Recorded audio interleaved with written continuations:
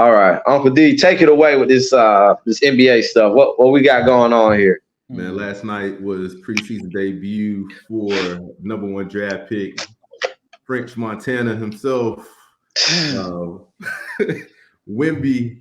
Everybody loves him. 7'5", 4", whatever they call him, super tall as hell. The new unicorn.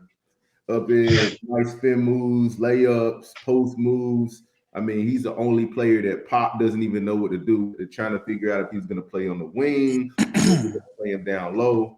But he was actually up against another unicorn with Chet Holmgren. Unicorn, bro, straight like unicorn. That's a strong word. All right, I mean, you got two guys that are both over 7'3", both got handles, both got crazy range.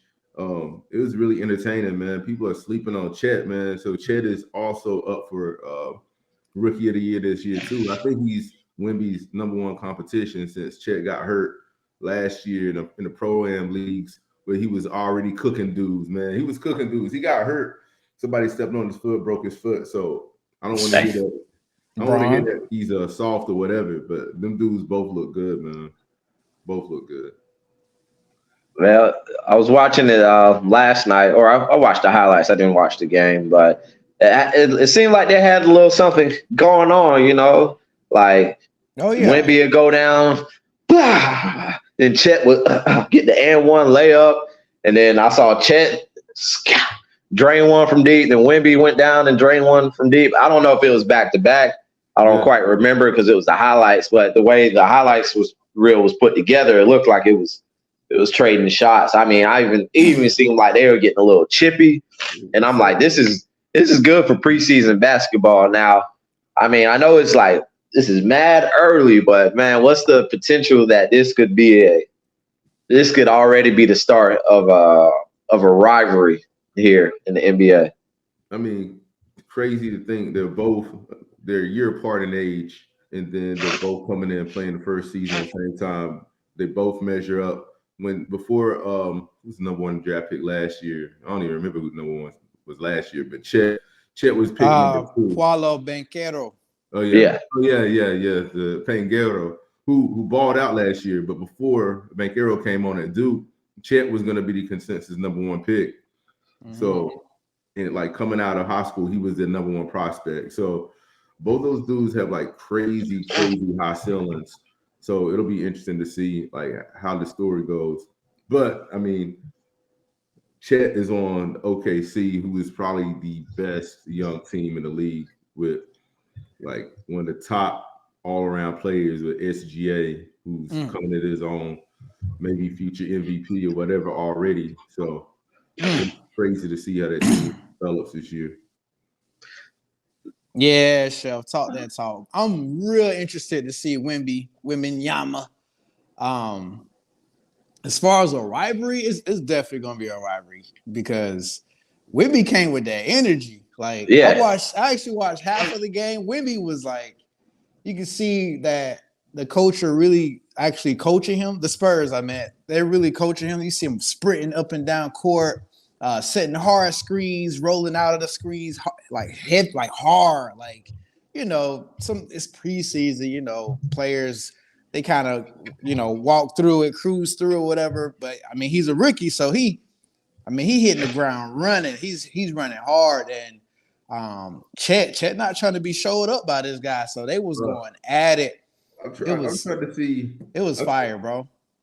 I'm tired of and no knock on all these international players, man, but I'm trying to see some dope American-born players, man. Chet's from Seattle. Chet's from Seattle area, man, and like if you look up his story, he grew up like his family grew up with money and everything like that, but his dad did a lot of work, like making sure that he taught his son to be humble.